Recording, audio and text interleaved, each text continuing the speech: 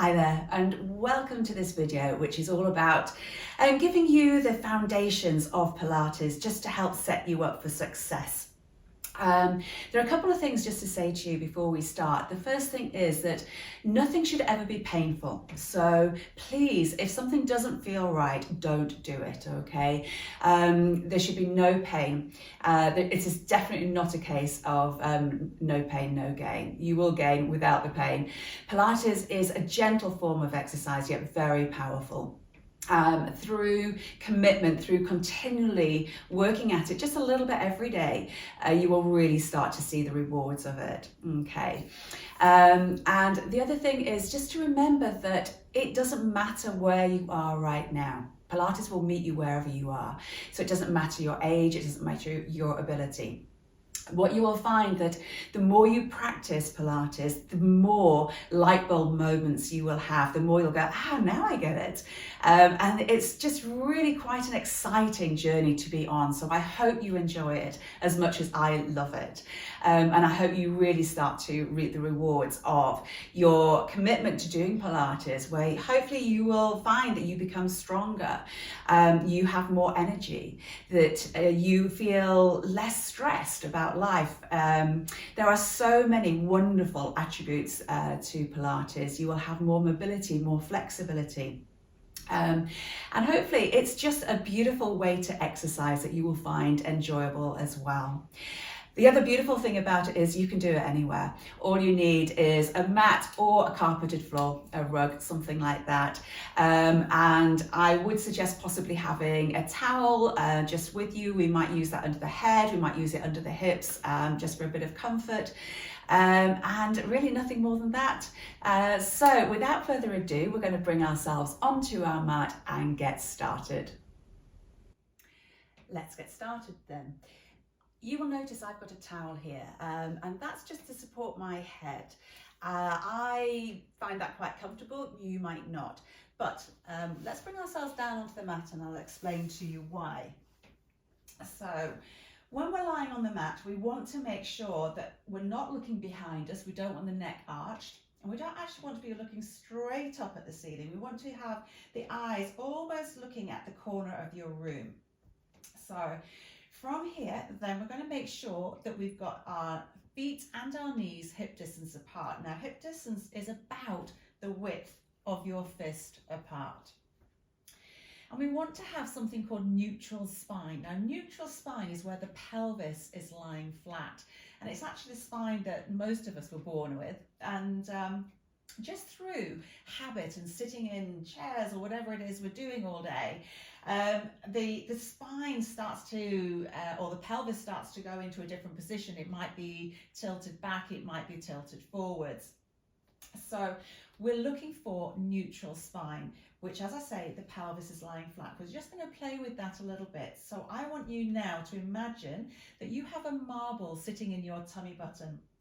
And if you can, relax your bottom, your glute muscles, relax them down, keep the legs relaxed. And I want you to roll your imaginary marble up to your rib cage and then back to your tummy button. So as you're doing this, you should feel movement in your lower back, in your lumbar spine. So we're going from the tummy button up to the rib cage. When your marble is at the rib cage, your lower back should be on the mat. We call that imprinted.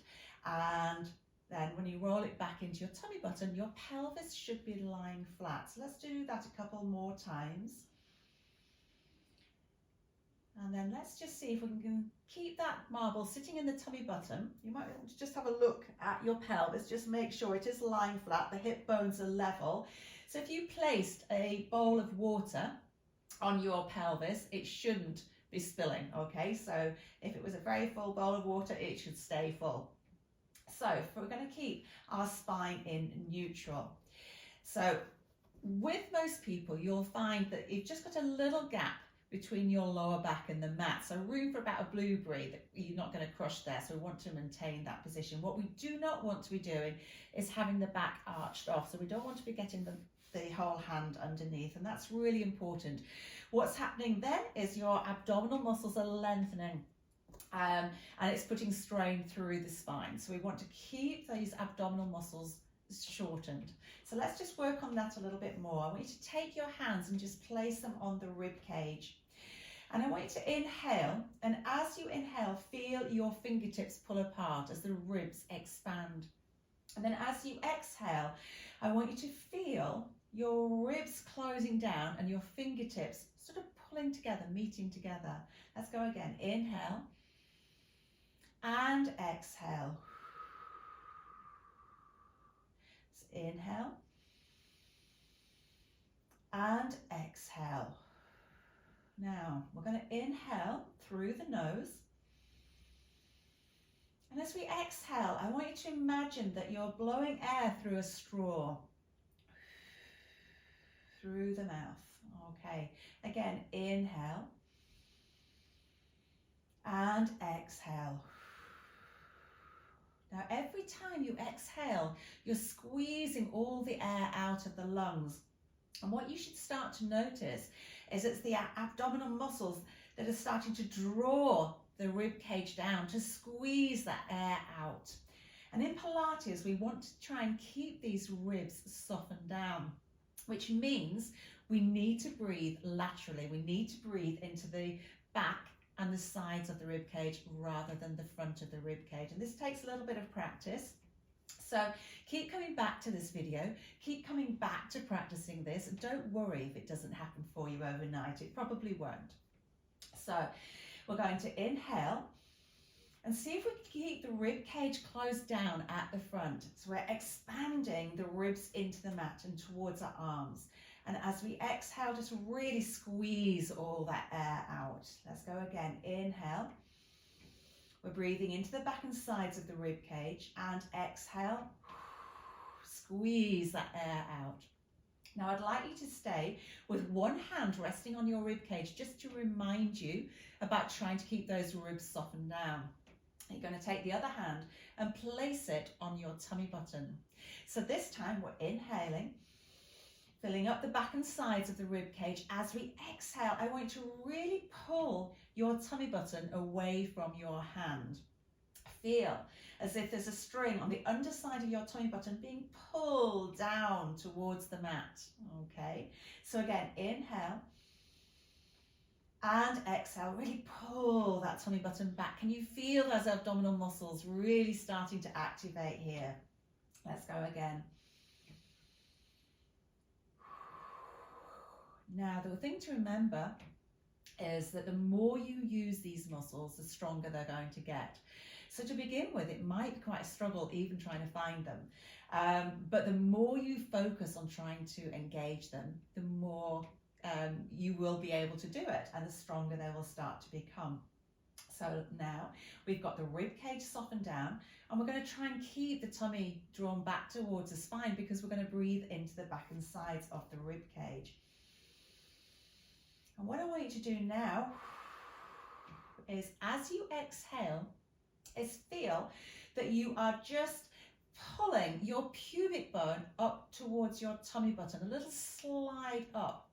Now, we're going to keep this pelvis lying flat, so you might feel like your tailbone is gently sliding down the mat.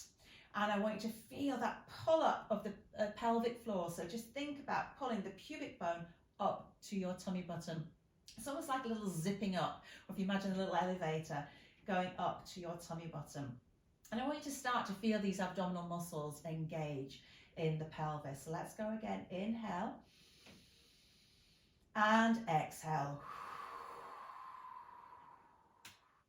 So the ribs are down, tummy drawn to spine, and we're feeling that little pull on the pelvic floor, drawing the pubic bone up to the tummy button. Remember, that tailbone is slid down the mat, so we want to start to feel like we've got a little bit of a connection between the hip bones and the rib cage. What we don't want is the back arching. Remember, we're keeping that spine in neutral and these abdominal muscles nicely shortened. So there's another thing I want you to do now, so let's just refresh that. So inhale into the back and sides of the ribs, and exhale, We're softening the rib cage down, tummy to spine, pulling the pubic bone up to the tummy button. And now I want you to imagine that you are sliding your hip bones together.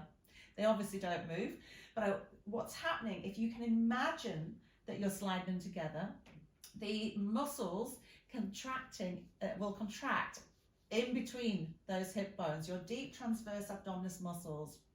So you are now starting to engage your deep core muscles. Now, when we're doing our Pilates movements, these are the ones that we want to stay activated. These are really important muscles. They're big wraparound muscles.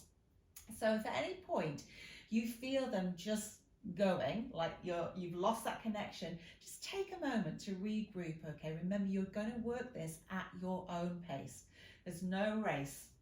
So let's go again. So we're going to keep the ribs softened down. We're going to keep the tummy button drawn back towards the spine. The tailbone gently lengthen down the mat, feeling that hip to rib connection. So imagine you've got elastic bands that hold them together. We're going to pull the pubic bone up to the tummy button and then feel like we're sliding those hip bones together. And what you're hopefully feeling is that whole front of the torso is beautifully contracted, okay? From here, let's just take it a little stage further. So what I want you to do now is focus on keeping this beautiful connection, and we're going to float one leg up into what we call tabletop. Tabletop is with the knee sitting over the hip. We're then going to float that leg back down, but I want you to be aware of what's happening through your torso.